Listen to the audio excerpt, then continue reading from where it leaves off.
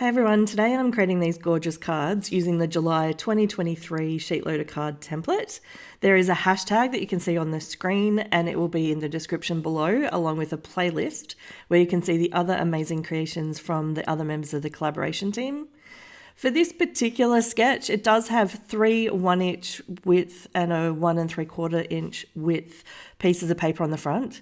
I decided that rather than cutting it per the sketch on the back here, which has everything cut in size order, that I would try and create some continuity with the pattern itself. So I've done things slightly different, and you'll see that all of the collaboration team members often do things a little bit differently.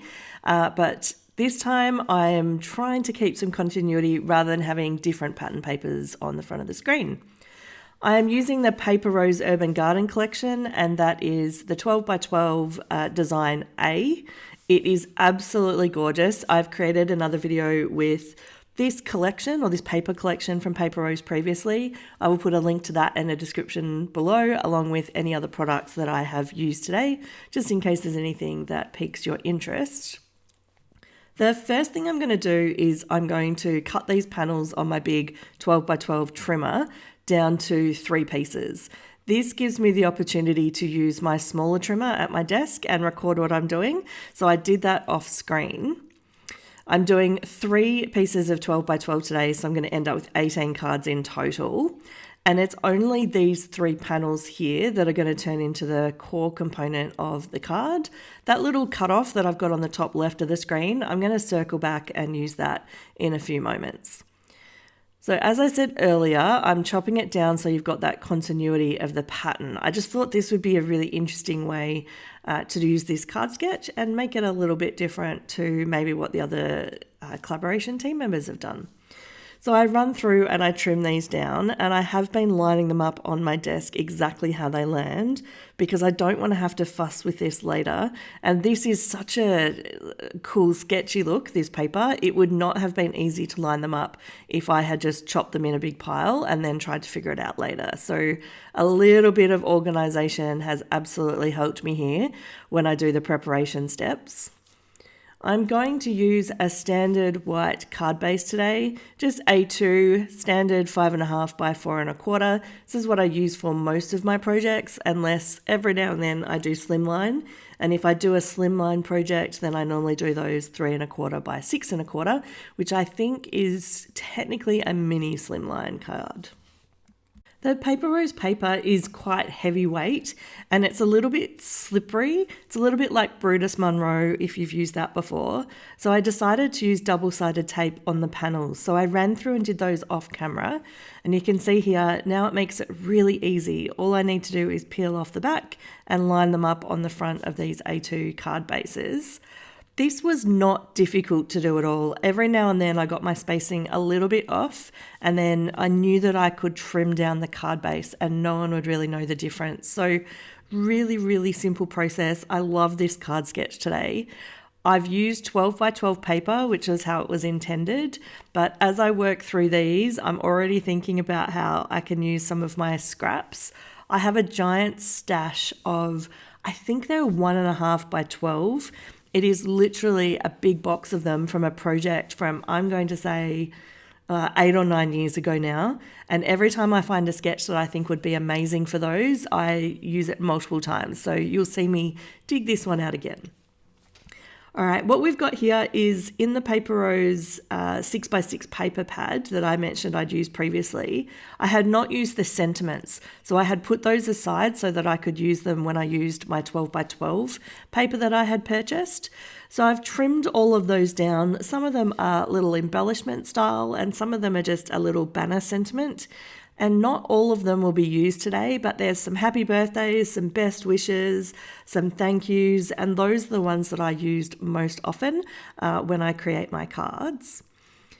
Because I don't have the exact dimensions left because of the way that I cut down my 12x12 paper, I'm using the leftover piece just to cut down some rectangles. I decided to make them whatever width they were by 3 inches. And then I could attach this to a piece of white and then add a little bit of interest to it by adding a piece of black cardstock as a strip across the edge. It makes it a little similar to the original intent of the card sketch without being exactly the same, and it just means that I can use what I have and not have any leftovers. I think I mentioned earlier in the video that I created 18 cards today.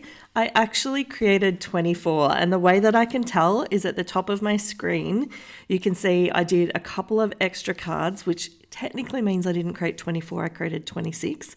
And that was the 4 panels of cutoff that were at the edge of the strips when I did those long, thin 5 1/4 strips from the 12 by 12. And I've just lined them up next to each other to create a really geometric funky card. And at the top, you can see that they're sitting there, and that's how I know I did 24, not 18. I did this sketch as soon as it came out, and then it's partway through the month and I'm doing the voiceover. So my memory of exactly what I did was a little bit off. Apologies for that. I have a question for everyone, and particularly for those that are located in Australia. I know in the US there's a lot of places that you can donate cards to. In Australia, it's a little more difficult to find organisations that will accept handmade cards. I have found a few recently and I've partnered up with them, so I've sent them some of my supplies, but I'm considering whether or not there's enough interest for people to contribute if I run a card drive. Now, I have never run a card drive before. I have seen them online when other people have done them. So if there's anyone who has run one before and is interested in giving me some tips and tricks, I was just wondering if it would be worth running one for a particular charity. So get all of the cards in donated. I can then sort through them and make sure that they're all suitable, and then do one big bulk donation to the charity so that they don't have to, I guess, receive handmade cards all year, sort through to make sure that everything's okay in terms of the quality of the cards, but then also whether or not there's embellishments and things on them that may not be suitable for their recipients. So I was thinking about doing it. I'm not completely sure, but maybe put a comment in the comments below about whether or not you would be interested in contributing. And also maybe a few of the details. So what type you would be interested in and how much time you would need to do the cards.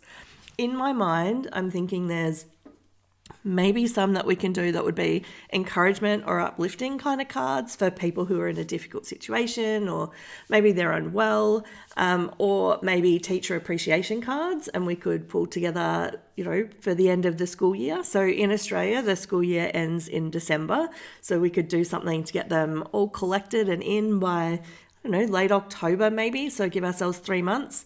I am really not sure, and I would love to hear your feedback.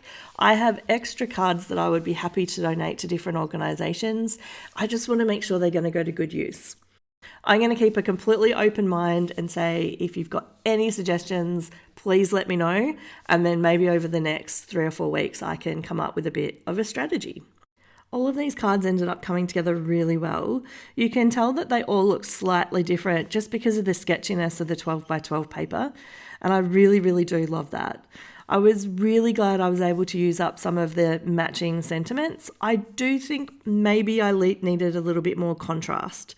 So maybe I shouldn't have done pattern paper on top of pattern paper, like you can see that I've got here, but either way, they're super gorgeous in real life and the bright colours are so impactful. So I know that they will be really enjoyed by the people who receive them.